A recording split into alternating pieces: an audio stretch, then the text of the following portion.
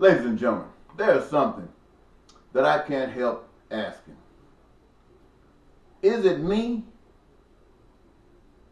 or is it you? What kind of people are you? You know that the pharmaceutical companies are ripping the nation off for the purpose of making money. They don't even want to come up with a cure. All they want to do is treat the condition. And then you run across somebody who finds themselves in a crisis situation, or someone that they love and respect and honor and they want to help that's in a crisis situation. And they'll go out and use whatever resources that might be available to them or that they can access to come up with the solution to the problems that they have. And then they will go tell you what they went through, how important it was, how they engaged themselves. And then they will tell you about the outcome and how it worked. It just seems to me, that's why I say, is it me? That I would want everybody who could benefit from this experience, from this knowledge that I have, to benefit. But it seems every time somebody does something that could render some good, they put a price tag on it. No different than the pharmaceutical companies, except they say what they come up with cures the problem.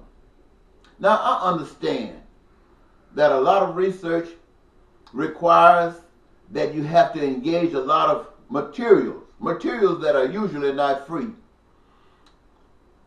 And you got to purchase it, which costs money.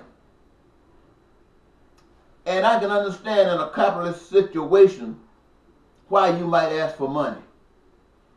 But it just, for me, that's why I ask, is it me? That would make you find reasons to discourage capitalism. If capitalism put crutches on you, put chains on you that bind you to a certain way of conduct that does not make you feel proud, that does not help the people who can afford it, look like you would look for a different way. Now in America, I know we all have been told something about God. We have been told that God is a good God, not a capitalist. That God cares, and if you could ever make your way to heaven, the problems that you have here on earth will be gone. I don't know anything about going someplace, but I do have a sense that if it can work there, it can work here. And what is it that keeps it from working here? That those of you who are trying to send you somewhere else could be lying. You don't want it to work here. So you want to benefit continuously. My reason, ladies and gentlemen, is this. I know those of you who believe in money are going to keep on believing in money until the end of time. I know that.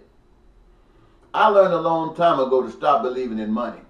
So that means I would suffer a lot. But I also believe that I had enough charisma.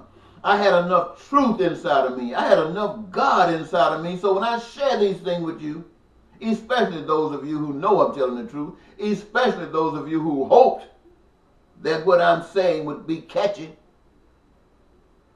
that we would change the stuff. We just suffer and suffer and suffer because of people reaching after money, after money, after money. I'm telling you, God is a replacement for money. Can't you get it? God is a replacement. And it's simple, ladies and gentlemen. It's not a con. You engage people in the working process. How many people are unemployed? Think about that. I know you don't have an answer. But think about engaging those people in areas that they qualify for, that they are interested in. And those who have interest but are not really qualified for, open up access to train them so that they can engage themselves in the process. And all of the stuff that we need, like medicine, whatever comes up in healthcare, whatever is needed for education, whatever is needed for food and clothing and shelter. All of these, my friends, have resources that come from God. Resources. They don't come from man. They come from God. And now the skills that would require being exercised, they come from people. And they are people who would benefit from everything we're talking about. They benefit from health care. They benefit from education. They benefit from clothing and shelter and food. That's the benefit. You don't need money to buy it. That's the con. That's the trick. And you know it's a trick because millions and millions of people suffer because they don't have the money. So it's a dumb trick. You take the money out and do it as a service from brothers to brothers, from humankind to humankind, making everybody who benefits from this an agent in the process of creating it. So you got a share of ownership, just like people who buy stocks and bonds and they use it to get a cut of money. Now you don't get a cut of money, you get a cut of food, a cut of shelter, a cut of health care, a cut of education. You did. And everybody can invest in it. That's God's way. What? Who been telling you about God? And what kind of God do you know? That's a joker. I don't care what they tell you, that's a joker. And the whole human race is suffering from this joker God that you're advocating. Think about that, ladies and gentlemen. I ain't trying to make you mad. I just want to make you think. There's a better God than the one you know. You ought to seek him out because he's waiting on you. Has something that's absolutely wonderful for you, something beautiful for you, and to make that God you've been serving shame. That's why that God try to keep you blind, keeps you running after stuff that don't work because they don't want.